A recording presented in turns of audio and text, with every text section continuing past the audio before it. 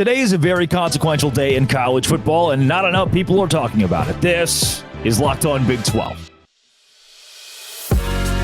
You are Locked On Big 12, your daily podcast on the Big 12 Conference, part of the Locked On Podcast Network, your team every day. Happy Tuesday, everybody. Welcome to Locked On Big 12. I'm Drake Toll from ESPN Central Texas. Thank you for making Locked On Big 12 your first listen every single day on today's show. The death of the ACC is now clear and concise. We'll also talk the college football playoff voting today to move to a 5+7 format, hopefully. And Houston basketball is like that. The goal of this show is to entertain, engage, and inform the 3 E's. And part of today is the inform portion of this because the Florida State ACC situation has become much more clear. Per Andy Staples, and Staples does a great job at On 3 of breaking down how this all works, Florida State and the ACC have it on the table to settle. Instead of Florida State having to pay $550 million or whatever it is to leave the ACC, instead of Florida State getting handcuffed to stay in the ACC, it is now clear that the ACC itself is willing to settle. There is a number that the conference will accept to settle. The reason we know that is there was a document filed in Friday in Leon County Court to try to dismiss Florida State's lawsuit against the grant of rights of the ACC. If you're new to all of this, Florida State is suing the ACC saying the grant of rights that it signed was effectively fraudulent and they want out. Now, if the ACC fights this and Florida State wins outright, they can leave the league, and it looks like they plan to do so, for $0. The ACC doesn't want that. So Florida State instead says, hey, look, we're not paying $550 million or $530 million. We will give you $100 million or $150 million. Then maybe there's a way to move forward here. But to this point, we didn't know the ACC would actually accept that. Maybe they'll fight this in court. But then the document says this, and Staples does a great job of laying it out here. They say, this is the attorneys of the ACC, it is simply a commercial possibility. That's the quote. It is simply a commercial possibility. And Staples goes on to deduce that a school could buy back its rights. The ACC's legal team seems to invite a negotiation. That's what this has come to. We've talked about how the Big 12 asserted itself as the third conference this last year, despite Florida State and Clemson and Miami being likely a bigger brand than anybody you'd consider in this conference. The Big 12 has more staying power because the future looks so secure. The ACC, by adding SMU and Cal and Stanford, showed that conference needed to backfill to 18 teams for fear of losing 3 teams, dropping to 15, or 4 teams dropping to 14, and ESPN withdrawing its rights. So if none of that makes sense to you, I mean, welcome to the party here. Basically, the ACC has to stay at this certain threshold so that ESPN doesn't pull its contract. And if you know anything about college athletics, it's that ESPN and CBS and the major TV networks and Fox, they are the ones that pull the strings in all of this. The ACC is bowing down to ESPN, as is every other conference here. And now what we've seen, Florida State unhappy, they can get out, start over, do it all somewhere else. And it's what's going to happen.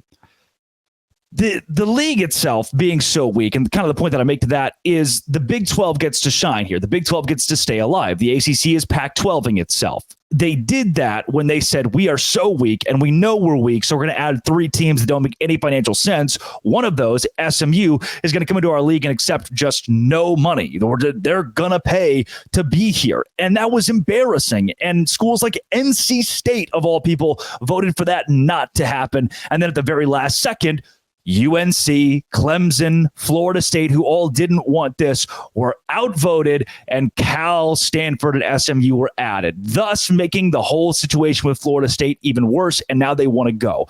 And now what we know for the first time is we've heard vernacular out of the attorneys of the ACC that it doesn't have to be a knockdown, drag-out court battle where either Florida State stays, pays $500+ million, or gets out scot-free. Instead, it is simply a commercial possibility. Now we could see a negotiation and there will be a settlement. I'm calling it today as of Tuesday, February 20th. I hope everybody had a great President's Day. Florida State and the ACC will somehow negotiate a way out. You think about the exit fee and where it sits. $0 is awful for the ACC. $572 million, that's the ceiling per Staples. That's the nightmare for Florida State. What if we can meet in the middle? And Staples makes that point here. What if 100, 150? What if the ACC said tomorrow, hey, $150 million Florida State, and you can walk out of this and go somewhere else? The Big Ten, the SEC, be independent. We don't care. $150 million. I think, and Staples does too, Florida State will accept that. And that's why I believe we are close to a settlement with the ACC.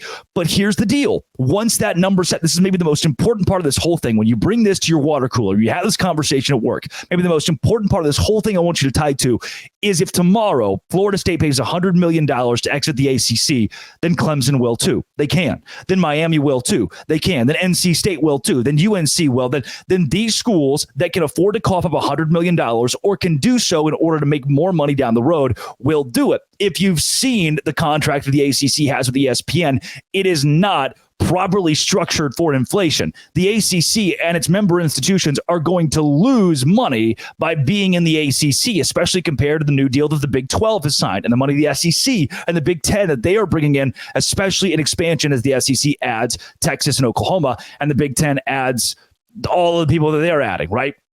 So what we've learned is the ACC is getting boned by its grant of rights, by what everybody signed that was seemingly fraudulent. There were some loose ends and some things that weren't exactly true per se. Florida State would want you to think that in the grant of rights. And now the league itself knows it might not have a complete legal leg to stand on. And if Florida State wins it, this might be the second most important part of this whole thing. If Florida State wins the lawsuit and gets out for $0, so can Clemson and Boston College and Syracuse and anybody that wants to. So those are the two things to latch on to. Whatever happens with Florida State, if they pay $100 million to get out, somebody else can do that too. If Florida State pays $0 to get out because they win this whole thing, somebody else can do that too. Here, Staples says, should the ACC lose Florida State, Clemson, North Carolina, Miami, and any other school that wants to leave, it could walk away scot-free in the event that Florida State gets out scot-free. So I think, I don't even think, I'm calling it now, there will be a settlement, a number will be set, and whoever wants to pay that can exit. If there are enough teams, if 4 teams decide to pay that, the ACC can try to backfill more. Remember that magic number. They've got to hit 15 member institutions for ESPN to keep its current contract. So they can try to backfill, but that's just going to piss people off even more. And then when 6 teams leave, what can you backfill? You become what the Pac-12 became. That is the sitting, dying duck. And if I've come to entertain, engage, and that last E, inform, that's what I want to inform you of. We are sitting in the middle of a crossroad in college football when it comes to realignment that Florida State has complete control of, and the ACC, through its attorneys last Friday, has backed down. The ACC, in essence, has said there is a number that would appease us. And not only can Florida State leave, anybody else who wants to will also have that opportunity. Why? Because if Florida State had a settlement, and that's the number they settled on, why couldn't Clemson come in legally and do the exact same thing? Say, hey, that was the settlement number for them. We'll just sue you for the same thing Florida State was getting sued for, and the ACC will have its hands tied in that scenario the same way they are here. When this happens, the way it affects the Big 12 is I still believe there is a hope. Now, look, I was reading a tweet about this yesterday that said the dream scenario has like Miami in it and Clemson in it and UNC in it. And, you know, I've mentioned on the show Virginia Tech and Virginia and NC State yesterday, what that would possibly do. But that still all seems kind of unrealistic. And I don't know if the Big 12 has enough staying power to grab a UNC even or Virginia based on the way that the SEC might value those two schools in the Big 10 even. However, again, look at Clemson. Without a Dabo Swinney in 5 years, Clemson's bad at football the next 5 years. That brand sucks. It's just, it is. That brand is just, it doesn't suck, but it's just Kansas State, right? I mean, you look at a Florida State. They get stuck in football for 5 years, and that brand is still good. They still have staying power. Same goes for a lot of those SEC teams, and even like a Notre Dame has that effect, and Oklahoma, and a Texas, and Ohio State, and Michigan. But Clemson, no, they weren't anybody that we cared about 15 years ago. It was being good that got them where they are. And for those schools in the ACC, your landing spot very well could be the Big 12 because your brand doesn't have the staying power that the SEC and the Big 10 want, and they can afford to be picky right now. Coming up, the college football playoff will vote today. The committee will vote today to move to a 5+7 format, and maybe it'll get approved. This is Locked On Big 12, part of the Locked On Podcast Network, your team every day. Today's show is brought to you by FanDuel. FanDuel is where I go when I'm like rent's coming up. FanDuel. When I just need a little pocket change, FanDuel is where I go because they make it so easy to wager on sports. Last night, I had Houston moneyline, Norfolk State moneyline, Kansas State plus 10. It was like $35 to win $60. And guess what? It hit. And I get paid by FanDuel, America's #1 sports book. New customers get $150 in bonus bets with any winning $5 bet. That's right. Throw $5 in the hat. If it wins, that money line you have on Texas basketball, then you get $150 in bonus bets, quick bets, live same game parlays, exclusive props, and more. FanDuel.com/lockedon to shoot your shot. FanDuel, official sportsbook partner of the NBA. Today, we will know whether or not the Big 12 gets screwed by the College Football Playoff Committee, and more so, one man, Kirk Schultz, the president at Washington State. Once again, I want to entertain, engage, and inform the 3 E's, and to do that, let me give you some context here. The College Football Board of Managers is expected to vote today to approve a 5+7 playoff format. What would that mean? Well, there are 4 power conferences right now, right? Because the Pac-12 went away. So it was a Power 5, now a Power 4. Well, what they want to do is have 4 conference champions, the Power 4, and the best conference champion out of the group of 5. That makes up 5 playoff teams. Then the 7, the +7 here, those 7 come from the at-large bids. In this scenario, the 6+6 is not good. The 5+7 is because an extra fringe team, which could be a Big 12 team, if, say, Kansas State is sitting at 12, this is going to benefit you, or 11 or whatever it might have to be. This is going to benefit you, whereas the 6+6 has to go to another conference champion. Well, in technicality, by the way, Kirk Schultz, who represents Washington State, has the entire power as a member of the managers to veto this. It has to be unanimous to move from the 6+6 format to the 5+7. Now, the 5+7 makes sense because there are only 4 power conferences. But the 6+6 is still in play because Kirk Schultz has all of the veto power in his hand. And since he's the president at Washington State, who got left out of the Power 5, now Power 4, and Oregon State is kind of in their little bundle with them, he obviously isn't very happy with what's happened to his school or his school's counterpart. Here's the good thing. According to Heather Dinich of ESPN, he is willing to comply, and he sees the fact that the 5+7 is going to benefit all of college football. And by the way, the 5+7 would benefit him because under the current format, the Pac-2 doesn't exist since they've signed a proposal with the Mountain West for those 2 schools to play a quasi-football schedule with the Mountain West. So with that, if it's a 6+6 and now 6 conference champions have to get in, and you say, well, Kirk, your team can't win a conference championship. You're not in a conference here. What do we do with this? Like, you're not like 5+7 is going to benefit you because it's going to give another at-large. You are an at-large team. You want as many of those as possible. And if you're the Big 12, you want as many at-large teams as possible. The 7 is where I love the Big 12's odds at getting multiple teams in, or as many as 3 teams into the college football playoff. Folks have called me crazy, but I say again, you have 1 undefeated conference champion, 2 teams that sit at 1 loss out of the Big 12. 1 is 11-1, the other is 12-1. All 3 of those teams will get in the college football playoff, especially if the format allows for 7 at-larges as well as your conference champion getting in. That's a dream scenario for this conference, but it's also very possible. That is, if Kirk Schultz, who has kind of nothing and kind of everything to lose in this, just complies. Why would he comply? Why would Kirk Schultz, who deserves to get revenge against college athletics, give a vote to the 5+7 format? Why wouldn't he create complete chaos? Well, a couple of things. One, as I already mentioned, that helps him, the 5+7, more at-large team, so it gives his school a better chance of making the college football playoff. That's one. Maybe the bigger one is it's just kind of common sense. Like, we can't, if you withhold your vote and we stay at a 6+6, everyone's going to hate you. Right now, all of the committee and the ADs across the country and the presidents, they understand that this sucks. Like, if you're a Kansas State fan, right? We found out tomorrow that due to your president or even beyond the university's control, due to something lackluster, that you can't be a Power 5 team anymore, you wouldn't like that. Like, I understand why this guy would want to go against the machine. However, we can't really, the machine is still kind of helping you in the 5+7. And also, we don't want to make everybody hate you because that's not going to do you any favors down the road. Here is what Kirk Schultz said. This is per ESPN. We've got to be a good colleague in the college football world. So he's given out the vernacular that he's going to change it to the 5+7. He is saying without saying, I understand that we need to do what's right for this sport.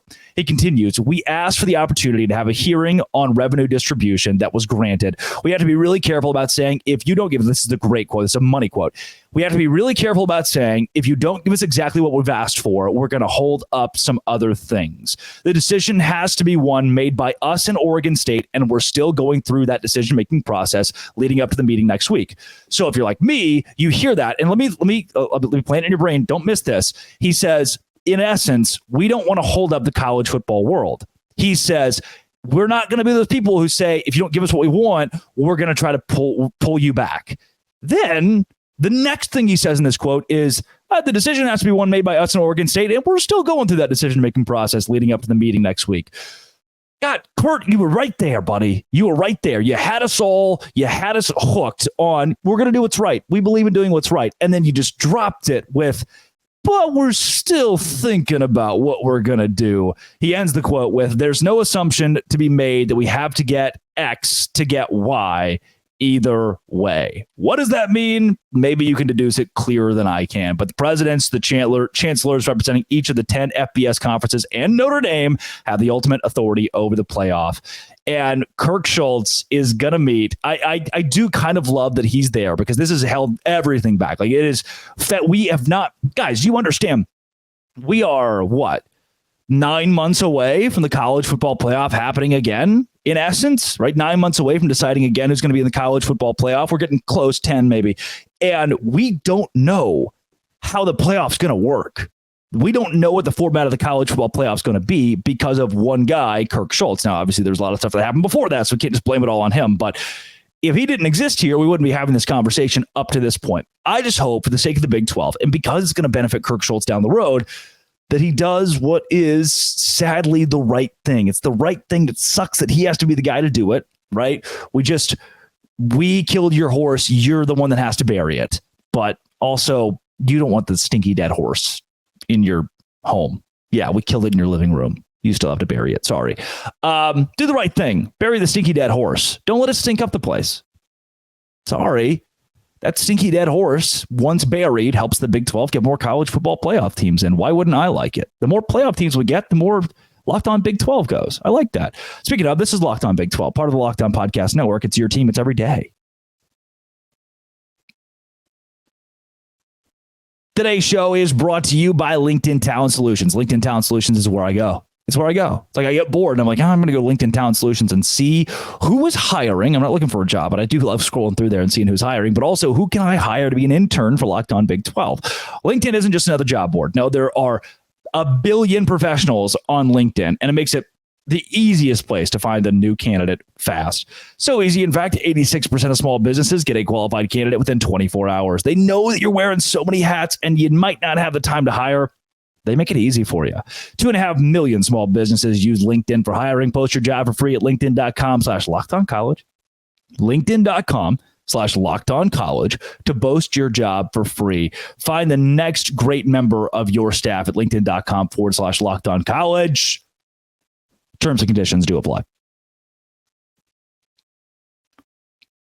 There is one Big 12 basketball team that can win a national championship, and it's Houston.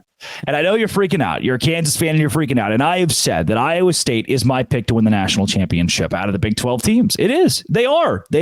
Whatever. Kansas fans are freaking out. Baylor fans think they deserve a shot and have a say in this. But if we've learned anything, Ken Palm knows all. In the last 21 years, teams that are rated top 25 in defense, top 40 in offense, have won a national championship 22 out of 22 times. There's only one team in the Big 12 that rates top 40 in offense, top 25 in defense, and it's Houston.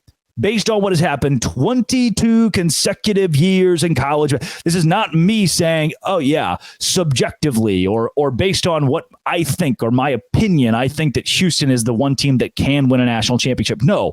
Based on what has happened the last 22 years, if history has told us anything, I don't have control over Ken Palm. I am not the guy who decides that all 22 of these champions needed to be inside of these parameters, inside of these boxes. I didn't do that. Don't be mad at me. It's just the way that it is. Houston is the only Big 12 team that can win a national championship this season based on something that is tried and true and proven.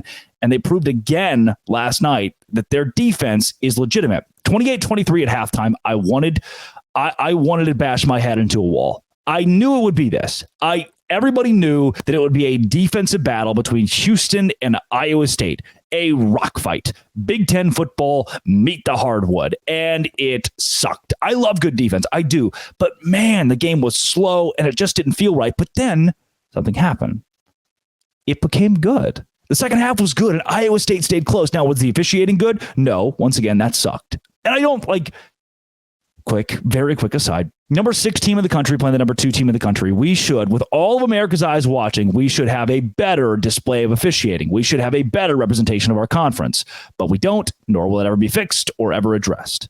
For Iowa State, I still think, this is my subjective take, that Iowa State will go further than anybody else in the NCAA tournament because of their defense and because the flashes the offense can show. 42 points in the second half is great.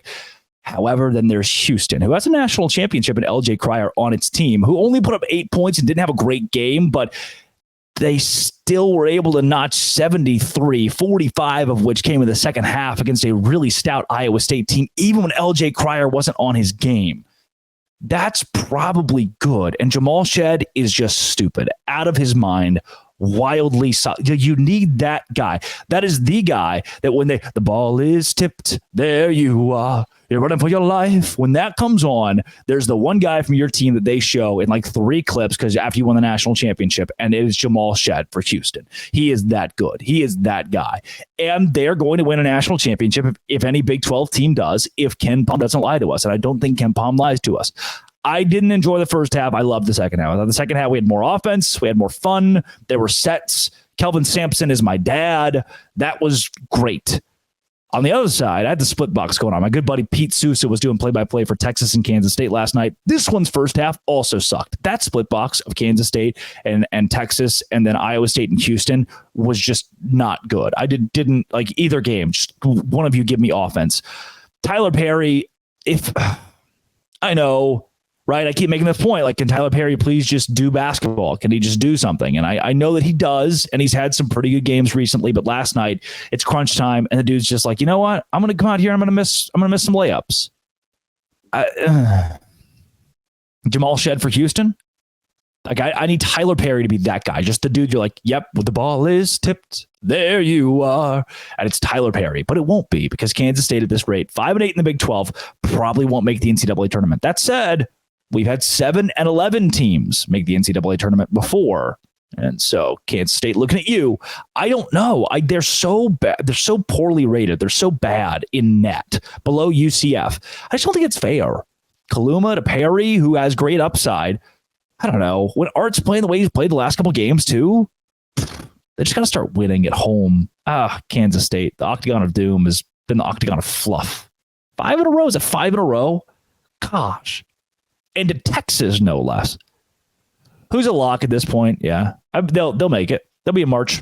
They'll finish. They'll go into March Madness with 20 wins, which is good in the Big 12. Hell, that's great. They'll push 500 in Big 12 play. I mean, their schedule coming up, nobody's schedule's ever easy. They go at Kansas, at Texas Tech. They'll lose both of those, but they'll beat Oklahoma State at home. They might even beat Baylor on the road. They beat Oklahoma at home. So they need one win in the Big 12 tournament. If things don't go exactly their way the rest of their way here, yeah, they're in. They're in. Kansas State, you got a lot to do, buddy. You should have just won this one. The ball is tipped. There you are. Disappointing and sad. Crazy day in college athletics. Crazy day. Crazy day. This has been and always will be Go Savannah, Go Pirates. Locked on. Come back tomorrow. We'll talk more basketball. Thanks for making it your first listen every single day. Go Se Grande.